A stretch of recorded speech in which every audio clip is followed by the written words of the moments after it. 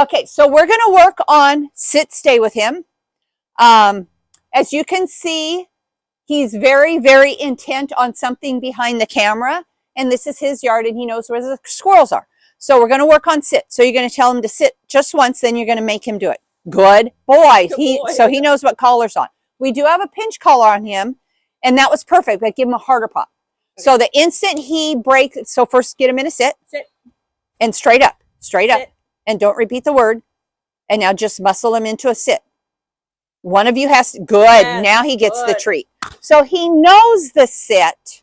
Yes. And that's why we are correcting him to compel him to sit. All right. I don't use correction to teach new behavior, but once they know that behavior, I use the correction to enforce the performance of that behavior. What you're going to do, first I'm going to talk you through it, then you're going to actually do it. So with my imaginary dog, I'm going to say stay. I'm only going to go out to the end of the leash, and you don't even have to say stay. You said sit, and sit. So straight up, straight up. Yes. Good. And right away, straight up. Sit. Good. Good. Right away. So so you have to feed him in the position you want to reinforce. If he gets up, give him that correction and then treat him. Sit. Okay. So what just happened, you use the treat as the lure. Okay. So you're putting out more effort. So give him a correction because you asked him to sit. You don't need the verbal. All you need is just the collar. So you don't need the verbal for the correction. So you said, is what you did. You don't need that. Okay, so now you're going to say stay and go out to the end of the leash. Stay. And now come back. Yes. Good. Good boy. Perfect timing. Do it again. Come back. Oopsie, right away. Correction. Perfect. Yes. Give him a treat. Good boy. Okay, say stay again. Stay. Come back. Nice. Yes. Now you're going to say stay and walk around him. Stay. Get ready with a correction. He'll probably get up when you're behind him. And that was it. Yeah. Oops, right away, right away. Yes. Good. Perfect. Perfect. Try it again. Yep. And that was very good timing. Nice timing. And you can remind him to stay when you first leave. Good boy. That was perfect. Yes. Good. Okay, now release. Oh, okay. Well, wait a minute. We didn't release it, so he needs to sit.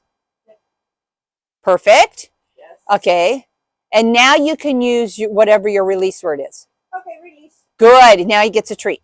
Now he gets a treat. So we're going to go through that one more time. So just to recap what we did.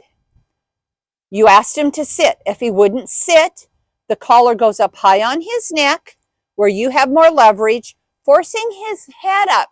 It makes it more comfortable for him to sit. When his head is down, it's easier for him to remain standing. So we're going to force his head up. We only say sit once because if you repeat it, just like a little kid, they know they don't have to do it the first time. Now they're running to the street and you say, come, and he goes, well, I can wait till you say it 7 more times before you come. By then, he's under a car. So he just always needs to know you say it once and you enforce it. And you're right here on the leash, so you can always enforce. So you're going to tell him sit. If he doesn't, you pull straight up. Sit, please. And then straight up. Good. Yes, good boy. Good. And then if he gets up, you're right away going to correct. And you can, good. Stay. And then come back. So now you said stay twice. Yeah. If it looked like he was still intent on the squirrel, perfect timing. Perfect timing. Give him a treat. If it looked like he was still intent on the squirrel, it would be appropriate to repeat it. Okay. But if you repeat it when it doesn't look like he's going to get up, now what you're doing is teaching him perfect. Absolutely perfect. Good. Give him a treat. Then you're teaching him he only has to stay if he hears you talking all the time. So well, okay, but you're repeating yourself because they taught you to repeat themselves. No. So those kids taught you shape training, all right, where they just wait you out until you offer behavior. And don't give in, just more muscle, more muscle. Good Yes, boy, good boy. Okay, try that away. Stay. First, you're going to go the distance. You're going to come back and give him a treat. Yes, good boy. Okay, now walk, go the distance. Okay, good. That's okay. I'm just saying too many things. Walk around him. Stay.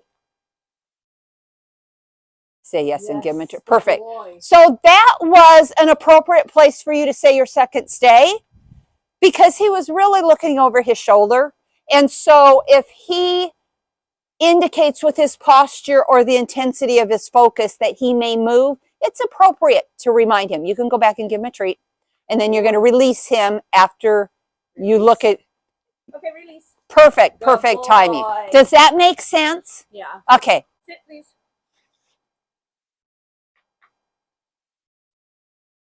Good. Yes, good boy. Stay.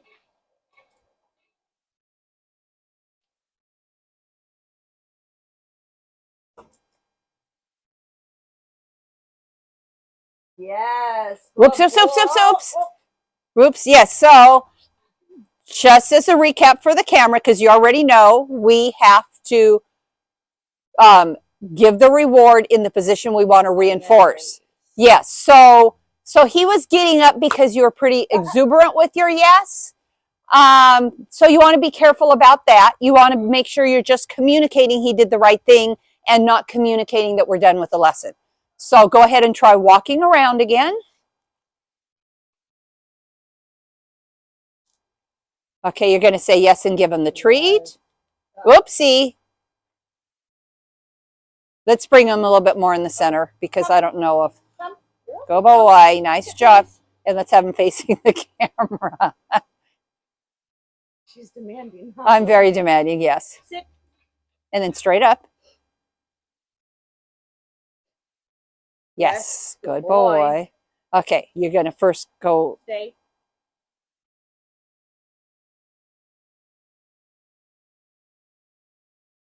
Uh-oh, right away. Good timing on your part.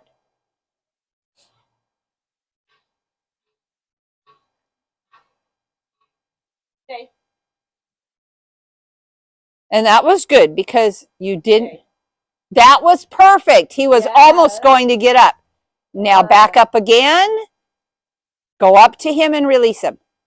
Yes. Yes. Or okay. Okay for the release. yes. Good boy.